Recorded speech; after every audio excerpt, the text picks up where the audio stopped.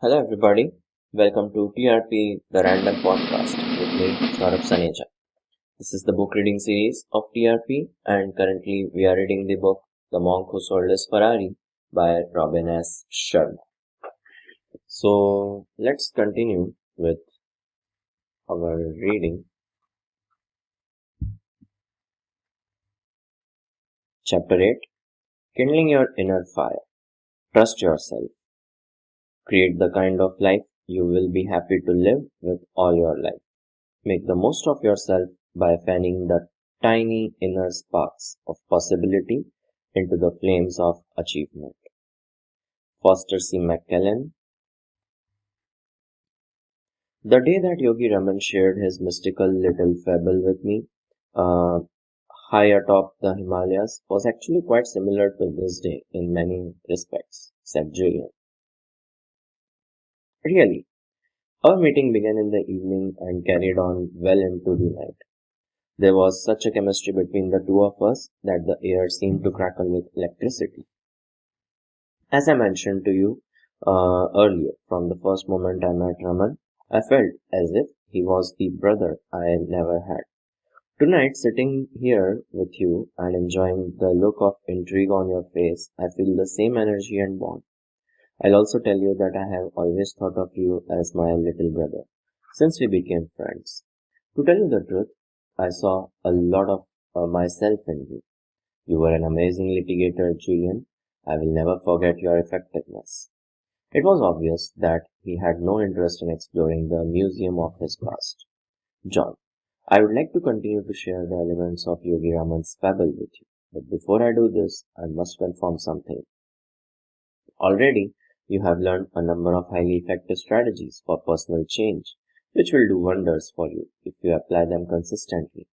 I'll open my heart to you tonight and reveal everything I know, as it is my duty to do. I just want to make sure that you fully understand how important it is that you, in turn, pass this wisdom on to all those who are searching for such guidance. We are living in a very troubled world. Negativity pervades it, and many in our society are floating like ships without rudders. Weary souls searching for a lighthouse that will keep them from crashing against the rocky shores. You must serve as a captain of sorts. I am placing my trust in you to take the message of the sage of Sivana to all those who need it. After consideration, I promised Julian with conviction that I would accept this assignment. He then continued passionately.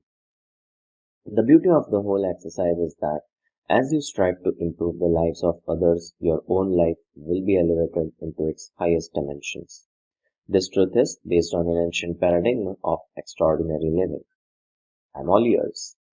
Basically, the sages of Himalayas guided their lives by a simple rule. He who serves the most reaps the most, emotionally, physically, mentally, and spiritually. This is the way to inner peace and outer fulfillment. I once read that people who study others are wise, but those who study themselves are enlightened. Here, perhaps for the first time, I saw a man who truly knew himself, perhaps his highest self. In his assured clothing, with the half smile of a youthful Buddha gracing his supple face, Julian Mantle appeared to have it all: ideal health, happiness, and an overriding sense of his role in the kaleidoscope of the universe. Yet, he owned nothing. This brings me to the lighthouse, said Julian, remaining focused on the task at hand. I was wondering how that fit into Yogi Raman's fable. I'll try to explain, he responded, sounding more like a well-schooled professor than a lawyer turned monk who had renounced the sensual world. You have now learned that the mind is like a fertile garden, and for it to flourish, you must nurture it daily. Never let the weeds of impure thoughts and action take the garden of your mind.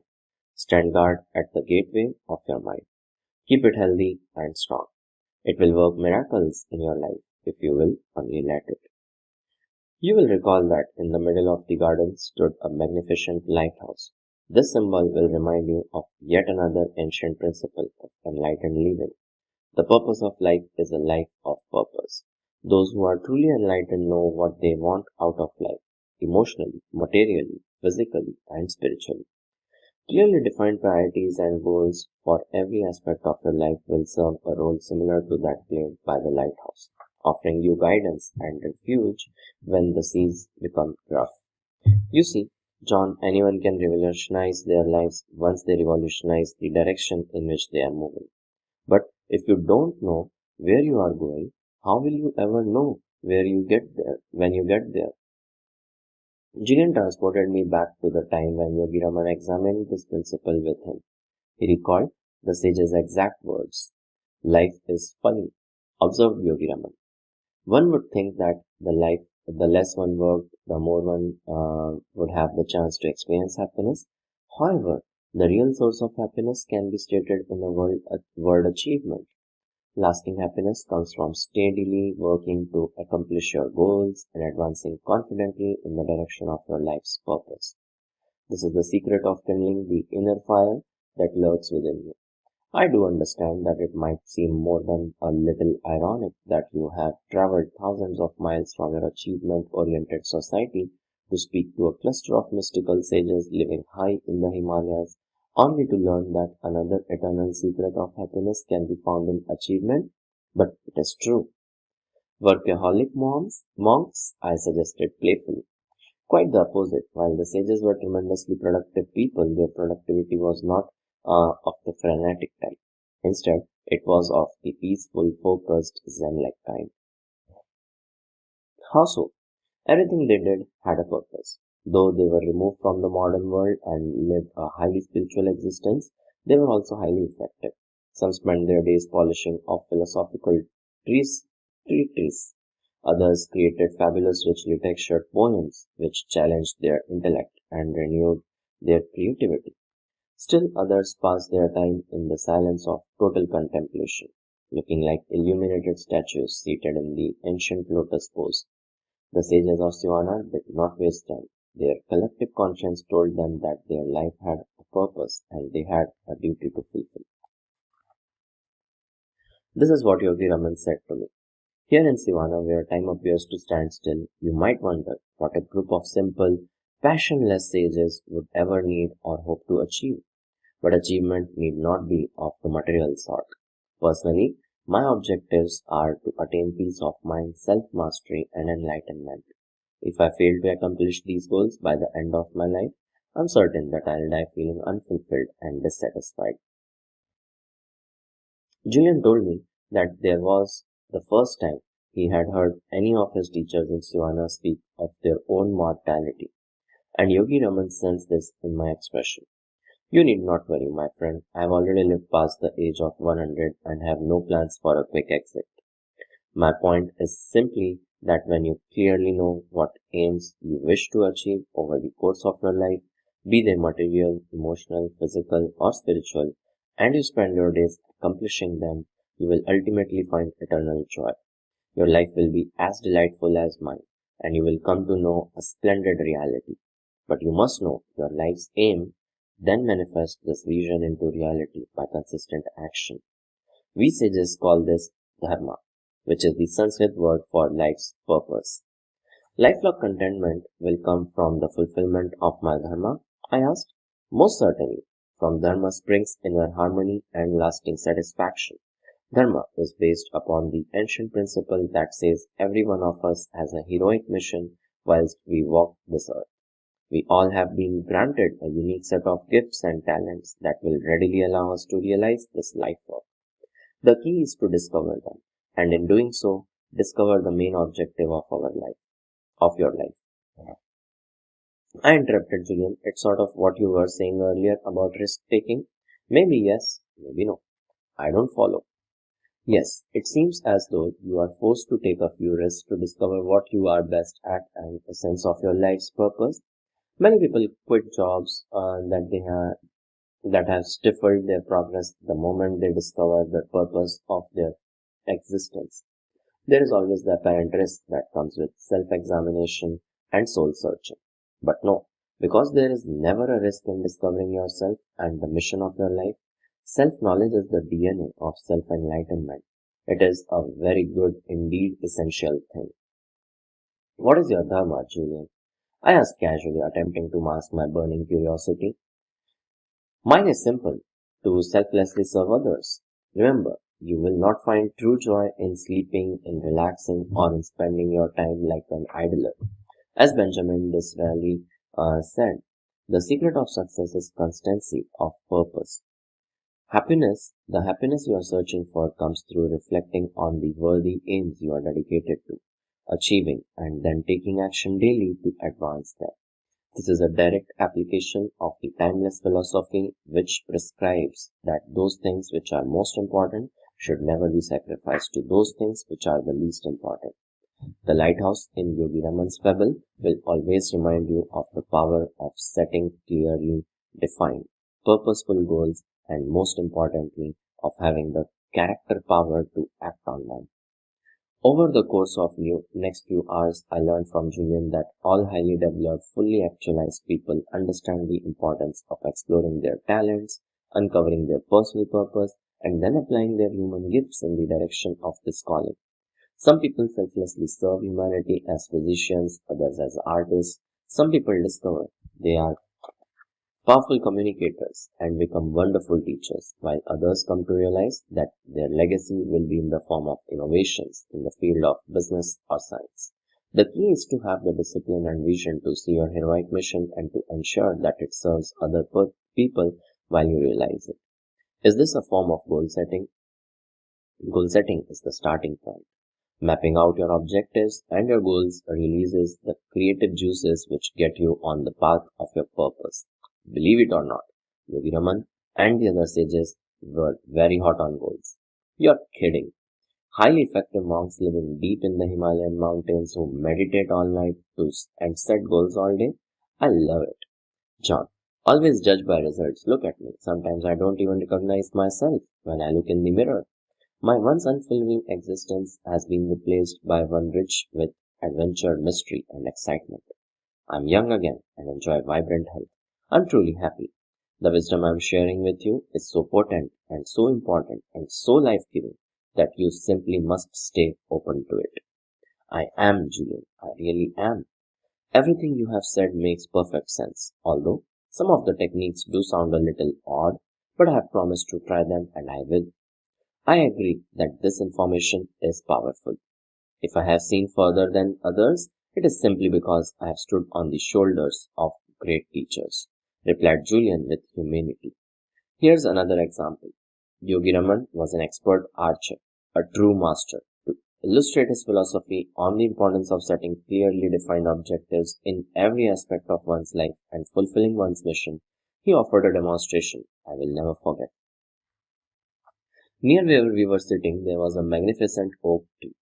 The sage pulled one of the roses from the garland he habitually wore and placed it in the center of the trunk. He then pulled three objects from the large knapsack that was his constant companion wherever he ventured to distant mountain climbs such as the one we were visiting. The first object was his favorite bow, made of a wonderfully fragrant yet sturdy sandalwood. The second item was an arrow. Third object was a lily-white handkerchief, the kind I used to wear in the pocket of my expensive suits to impress judges and juries. Julian added apologetically. Yogi Raman then asked Julian to put the handkerchief over his eyes as a blindfold. How far away from the rose am I? Yogi Raman asked his pupil. 100 feet? Julian guessed. Have you ever observed me in my daily practice of this ancient sport of archery? The sage queried, in full knowledge of the response that would come. I've seen you strike the bullseye from a mark almost 300 feet away, and I cannot recall a time that you have ever missed at your current distance. Julian noted dutifully. Then, with his eyes covered by the cloth and his feet placed securely in the earth, the teacher drew the bow with all his energy and released the arrow, aiming directly at the rose hanging from the tree. The arrow struck the large oak with a thud, missing its mark by an embarrassingly large distance. I thought you were going to display more of your magical abilities, Yogi Raman. What happened? We have traveled to this isolated place for one reason only. I have agreed to reveal all my worldly wisdom to you. Today's demonstration is meant to reinforce my advice on the importance of setting clearly defined objectives in your life and knowing precisely where you are going. What you just saw confirms the most important principle for anyone seeking to attain their goals and to fulfill their life's purpose. You will never be able to hit a target that you cannot see. People spend their whole lives dreaming of becoming happier, living with more vitality, and having an abundance of passion. Yet, they do not see the importance of taking even 10 minutes a month to write out their goals and to think deeply about the meaning of their lives. Their dharma. Goal setting will make your life magnificent. Your world will become richer, more delightful, and more magical. You see, Julian, our ancestors have taught us that setting clearly defined objectives for what we desire in our mental, physical, and spiritual world is critical to their realization. In the world you come from, people set financial and material goals. There's nothing wrong with this, if this is what you value. However, to attain self-mastery and inner enlightenment, you must set concrete objectives in other areas as well. Would it surprise you to know that I have clearly defined objectives with respect to the peace of mind I desire, the energy I bring to each day, and the love that I offer to all those around me? Goal setting is not just for distinguished lawyers such as yourself who reside in a world full of material attractions. Anyone who wishes to improve the quality of their inner as well as their outer world would be well to take out a piece of paper and start writing out their life aims. At the very moment that this is done, natural forces will come into play which start to transform these dreams into reality. What I was hearing fascinated me. When I was a football player in high school, my coach had constantly spoken of the importance of knowing what we wanted from every game. Know your outcome was his personal creed, and our team wouldn't dream of stepping onto the playing field without a clear game plan that would lead us to victory. I wondered why. As I had grown older, I had never taken time to develop the game plan for my own life. Maybe Julian and Yogi Raman had something here. What is so special about taking out a sheet of paper and writing out your goals? How could such a simple act make such a difference? I asked. Julian was delighted. Your obvious interest inspires me, John. Enthusiasm is one of the key ingredients for a lifetime of successful living, and I am glad to see that you still have every ounce of yours. Earlier, I taught you that we each think about 60,000 thoughts on an average day. By writing out your desires and your goals on a piece of paper, you send a red flag to your subconscious mind that these thoughts are far more important than the remaining 59,999 other ones. Your mind will then start to seek out all opportunities to realize your destiny like a guided missile. It is really a very scientific process. Most of us are simply not aware of it. A few of my partners are big on goal setting. Come to think of it, they are the most financially successful people I know, but I don't think they are the most balanced, I observe. Perhaps they are not setting the right goals, you see. John, life pretty much gives you what you ask from it. Most people want to feel better, have more energy, or live with greater satisfaction. Yet, when you ask them to tell you precisely what it is they want, they have no answer. You change your life the moment you set your goals and start to seek out your dharma, Julian said, his eyes sparkling with the truth of his words. Have you ever met someone with a strange name and then started to notice that the name appearing everywhere in newspapers, on the television, or at the office? Or have you ever become interested in a new object, let's say fly fishing, and then noticed that you couldn't go anywhere without hearing about wonders of fishing? This is but one illustration of the ageless principle Yogi Raman called Joriki, which I have since learned means concentrated mind.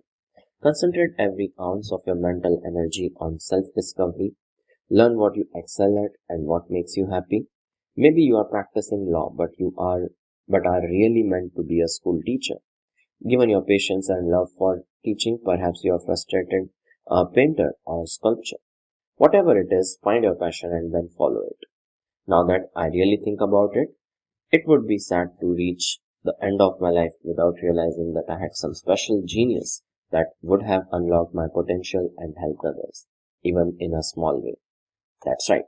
So from this moment onwards, be actually aware of your dream, of your aim in life. Awaken your mind to the abundance of possibility around you. Start to live with more zest. The human mind is the world's largest filtering device. They used properly, it filters out what you perceive as unimportant and gives you only the information you are looking for at that time. At this very moment, as we sit here in your living room, there are hundreds of, not thousands of things going on that we are not paying any attention to. There is the sound of the lovers giggling as they stroll along the broad walk, the goldfish in the tank behind you, the cool air being blown from the air conditioner, and even the beat of my own heart. The moment I decide to concentrate on my heartbeat, I start to notice its rhythm and its qualities. Similarly, when you decide to start concentrating your mind on your life's main aims, your mind starts to filter out the unimportant and focus only on the important. To tell you the truth, I think it's about time I discovered my purpose, I said. Don't get me wrong, there are a lot of great things in my life, but it isn't as rewarding as I think it could be. If I left this world today, I really can't say for sure that I have made that big a difference.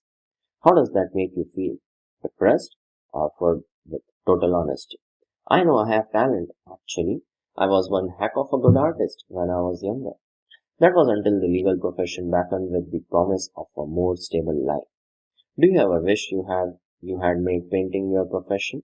I really haven't given it much thought, but I really say one thing. When I painted, I was in heaven.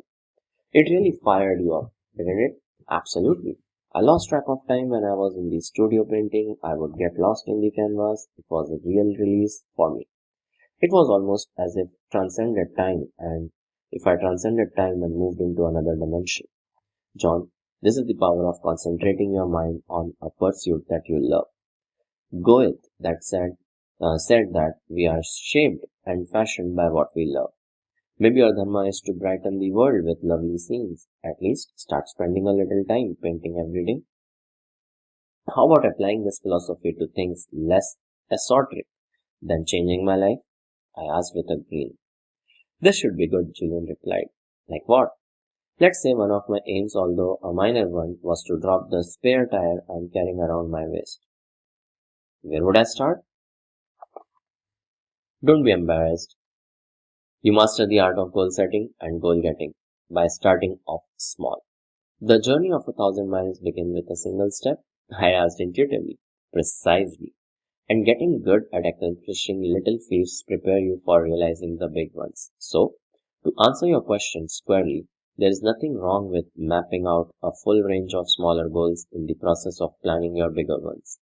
Gillian told me that the sages of Sivana had created a 5-step method to reach their objectives and fulfill the purposes of their lives. It was simple, practical, and it worked. The first step was to form a clear mental image of the outcome.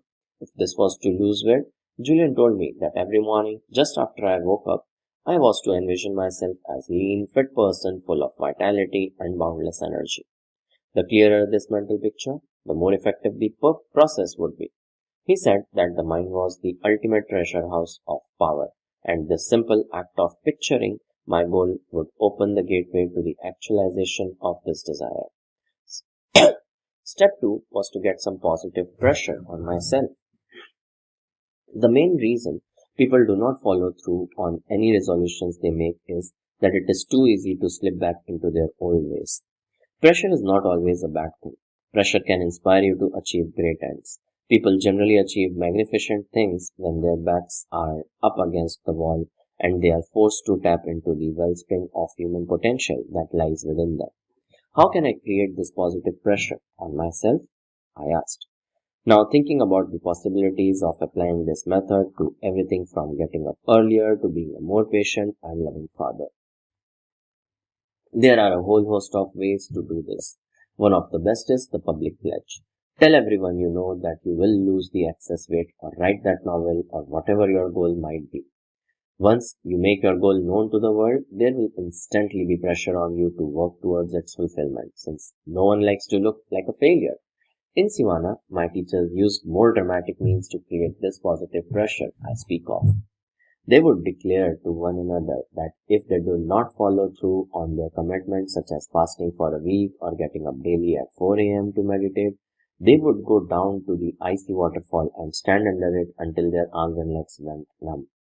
This is an extreme illustration of the power that pressure can exert on the building of good habits and the attainment of goals. Extreme might be an understatement, Julian. What a bizarre ritual. Extremely effective, though. The point is simply that when you train your mind to associate pleasure with good habits and punishment with bad ones, your weakness will quickly fall by the wayside. You said there were 5 steps to follow to make my desires come true, and I said impatiently, what are the remaining 3? Yes, John. Step 1 is to have a clear vision of your outcome. Step 2 is to create positive pressure to keep you inspired. The third step is a simple one. Never set a goal without attaching a timeline to it. To breathe life into a goal, you must attach a precise deadline to it. It's just like when you are preparing cases for court, you always focus your attention on the ones the judges have scheduled to be heard tomorrow, rather than on the ones without any court date. Oh, and by the way, explained Julian, remember that a goal that is not committed to paper is no goal at all. Go out and buy a journal. A cheap coil notepad will do. Call this your dream book and fill it with all your desires, objectives, and dreams. Get to know yourself and what you are all about. Don't I already know myself? Most people don't. They have never taken the time to know their strengths, their weakness, their hopes, their dreams. The Chinese define image in these terms. There are 3 mirrors that form a person's reflection. The first is how you see yourself, the second is how others see you, and the third mirror reflects the truth. Know yourself, John. Know the truth. Divide your dream book into separate sections for goals related to the different areas of your life. For example, you might have sections for your physical fitness goals, your financial goals, your personal empowerment goals, your relationship and social goals, and perhaps most importantly, your spiritual goals.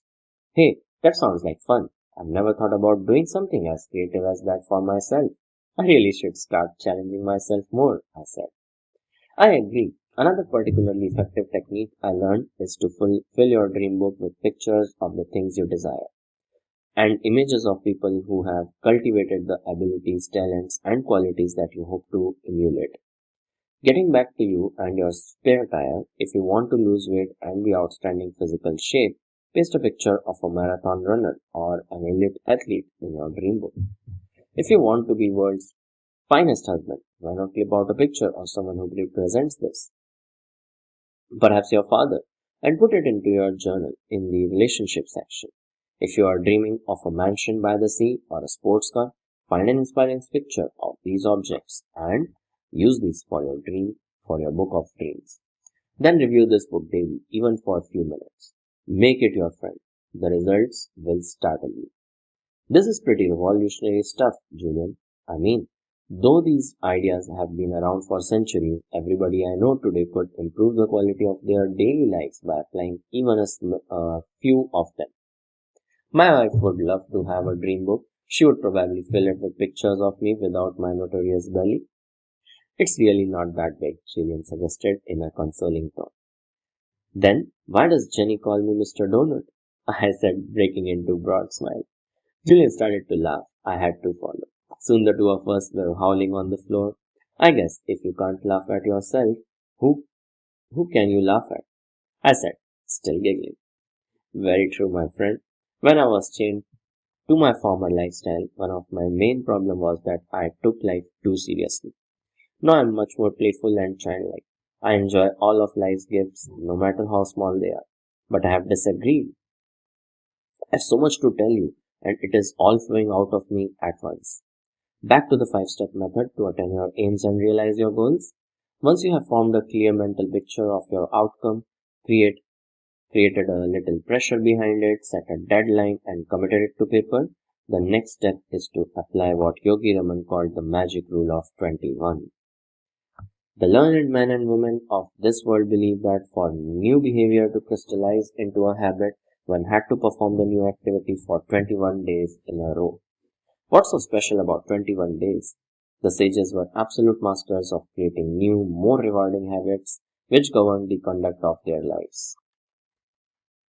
Yogi Raman once told me that a bad habit once acquired could never be erased. But all evening you have been inspiring me to change the way I live my life. How can I possibly do this if I can never erase any of my bad habits? I said that bad habits can never be erased. I did not say that negative habits could not be replaced. Julian noted with precision. Oh, Julian, you always were the king of semantics. But I think I see your point. The only way to permanently install a new habit is to direct so much energy toward it that the old one slips away like an unwelcome house guest. The installation is generally complete in about 21 days, the time it takes to create a new neural pathway. Say, I wanted to start practicing the heart of the rose technique to erase the worry about habit and live at more peaceful pace. Do I have to do it at the same time every day? Good question. The first thing I will tell you is that you never have to do anything. Everything I'm sharing with you tonight, I'm offering as a friend who is genuinely interested in your growth and development. Every strategy, tool, and technique has been tested over time for effectiveness and measurable results. This I assure you, and through my heart, and though my heart tells me that I should implore you to try all of the methods of the sages, my conscience tells me to simply follow my duty and share the wisdom with you, leaving its implementation up to you. My point is this: never do anything because you have to. The only reason to do something is because you want to, and because you know it is the right thing for you to do. Sounds reasonable, Julian. Don't worry. I haven't felt for even a moment that you were forcing any of this information down my throat. Anyway, the only thing that could ever be forced down my throat these days would be a box of donuts, and that wouldn't take much. I quipped. Julian smiled gingerly. Thanks, Bal. Now to answer your question, my suggestion is that you try the heart of the rose method at the same time every day and in the same place every day. There is tremendous power in a ritual. Sports stars who eat the same meal or tie their shoes the same way before the big game are tapping into the power of ritual. Members of a church who perform the same rites, wear the same robes, are using the power of ritual. Even business people who walk the same route or talk the same talk before a big presentation are applying the power of ritual. You see, when you insert any activity into your routine by doing it the same way, at the same time, every day, it quickly grows into a habit. For example, most people will do the same thing upon waking up without giving any thought to what they are doing. They open their eyes, get out of bed, walk to the bathroom, and start brushing their teeth. So, staying with your goal for a period of 21 days and then performing new activity at the same time for each of these days will insert it into your routine. Soon, you will be performing the new habit. Whether it is meditation, getting up earlier, or reading for an hour every day, with the same ease that you feel while brushing your teeth. The final step for attaining goal and advancing along the path of purpose. The final step in the Sages method is one that is equally applicable as you advance along the path of your life. My cup is still empty, I said respectfully. Enjoy the process. The Sages of Sivana often spoke of this philosophy. They truly believed that the day without laughter or a day without love was a day without life. I'm not sure I follow you. All I'm saying is make sure that you have fun while you are advancing along the path of your goals and purpose. Never forget the importance of living with unbridled exhilaration. Never neglect to see the exquisite beauty in all living things. Today and this very moment that you and I sharing is a gift. Remain spirited, joyful, and curious. Stay focused on your life work and on giving selfless service to others. The universe will take care of everything else, and this is one of nature's truest laws. And never regret what has happened in the past. Exactly, there is no chaos in this universe. There is a purpose for everything that has ever happened to you and everything that will happen to you. Remember what I told you, John. Every experience offers lessons, so stop majoring in minor things. Enjoy your life. Is that it? I still have much wisdom to share with you. Are you tired? Not in the least. Actually, I feel pretty pumped up. You are quite the motivator, Julian. Have you ever thought about an informational? I asked mischievously. I don't understand, he replied gently. Never mind, just one of my feeble attempts at humor. Okay, before we move along this with Yogi Raman's fable, there is one last point about reaching your goals and your dreams that I would like to impress on you. Go for it. There is one word which the sages spoke of in almost reverential terms. Do tell. This simple word seemed to carry a depth of meaning for them, and it peppered their daily talk. The word I am speaking of is passion. It is a word you must constantly keep at the forefront of your mind as you follow your mission and attain your goals. A burning sense of passion is the most potent fuel for your dreams. Here in our society, we have lost our passion. We do not do things because we love to do them. We do things because we feel we have to do them. This is a formula for misery, and I am not speaking of romantic passion, although this is another ingredient for a successful, inspired existence. What I am talking about is a passion for life. Reclaim the joy of waking up every morning full of energy and exhilaration. Breathe the fire of passion into all that you do. You will quickly reap the great material, as well as spiritual rewards. You make it sound so easy. It is. From tonight onwards, take complete control of your life. Decide once and for all to be the master of your fate. Run your own race. Discover your calling, and you will start to experience the ecstasy of an inspired life. Finally, always remember that what lies behind you and what lies in front of you is nothing when compared to what lies within you. Thanks, Julian. I really needed to hear this. I never realized all that was lacking in my life until tonight. I've been wandering aimlessly through it, lacking a real purpose. Things are going to change, I promise you. I'm grateful for this. You're welcome, my friend. I'm simply fulfilling my purpose. So, Chapter 8, Action Summary, Julian's Wisdom in a Nutshell, the symbol of the lighthouse, the virtue, follow your purpose, the wisdom, the purpose of life is a life of purpose. Discovering and then realizing your life work brings lasting fulfillment. Set clearly defined personal, professional, and spiritual goals and then have the courage to act on them. The techniques, the power of self-examination, the 5-step method for attaining goals. Quotable quote: never forget the importance of living with unbridled exhilaration. Never neglect to see the exquisite beauty in all living things. Today and this very moment is a gift. Stay focused on your purpose. The universe will take care of everything else. The Monk Who Sold His Ferrari, 1997, from S. Sharma. So,